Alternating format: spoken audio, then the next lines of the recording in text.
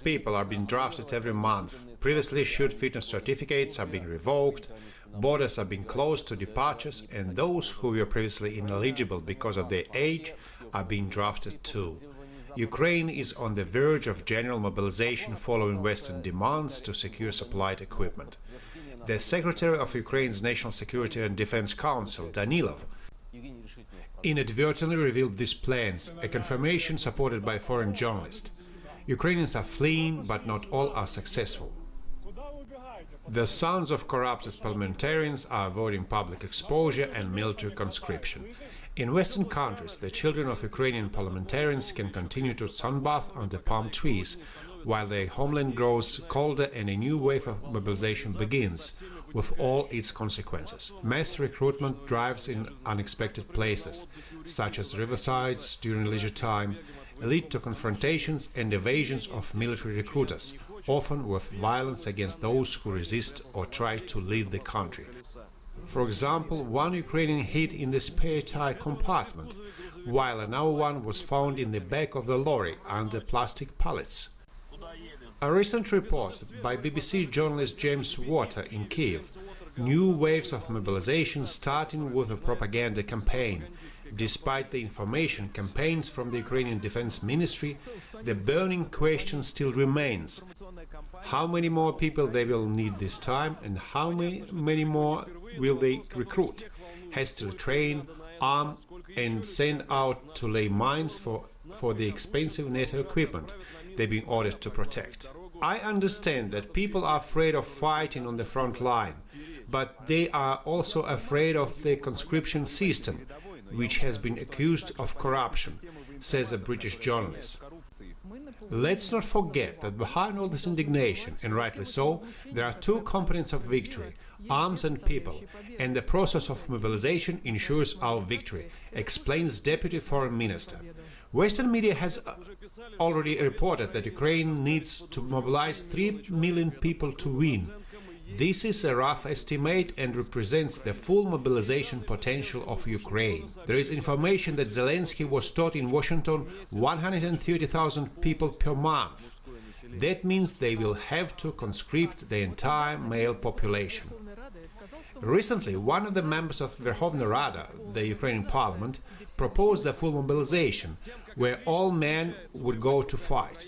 The efficiency of the Ukrainians in fighting Russia, without using their own citizens and even saving money, is winning admiration in the United States. We have no human losses, and the Ukrainians are fighting against Russia, so we are reducing Russian forces at a very low cost, says an American senator. In Poland, President Andrzej Duda has echoed the same sentiments. The war is cost-effective because American soldiers aren't dying, but no one is counting Ukrainian lives, at least not yet. The mobilization is going according to the government's plan, says Defense Minister Reznikov, who, according to Ukrainian media reports, will remain in charge until the autumn, when he will be replaced by Rustem Umerov, a runaway extremist from Crimea. We had to take a serious look at the Army's recruitment centers. We have taken a number of decisions, Reznikov says. However, the actual number of people to be recruited remains undisclosed. Kyiv is hiding the numbers of troops, the number of people mobilized and the number of casualties. They are all linked. According to independent media, the Ukrainian army has lost up to 500,000 men. Ukrainians who have fled to the west can also be counted as casualties because they are absent. Austria, for example, has 14,000 men of conscription age, enough for battalions or even a whole division. Germany has received considerable more, 163,000 Ukrainian men. Poland has also seen a large influx. All this complicates Kyiv's mobilization efforts, so the fitness criteria are being lowered. A comprehensive review of previously issued health certificates is underway. I believe that tens of thousands of people who were deemed unfit for military service will be considered. Of course, we can't say that all of them were only deemed unfit, but a significant proportion are citizens who tried to evade conscription through corrupt schemes, says a Ukrainian parliamentarian. As Zelensky met with arms manufacturers to discuss starting production in Ukraine, relatives of those not officially confirmed dead but missing gathered outside his window. Labeling soldiers as missing is a now way of hiding irreplaceable losses.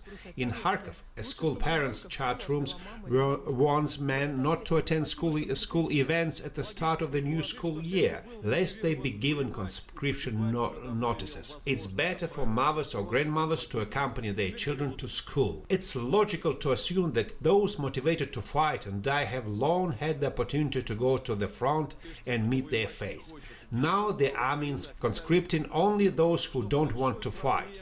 Ukraine Prosecutor General has officially confirmed that a major problem is the smuggling of drugs directly into the trenches for soldiers.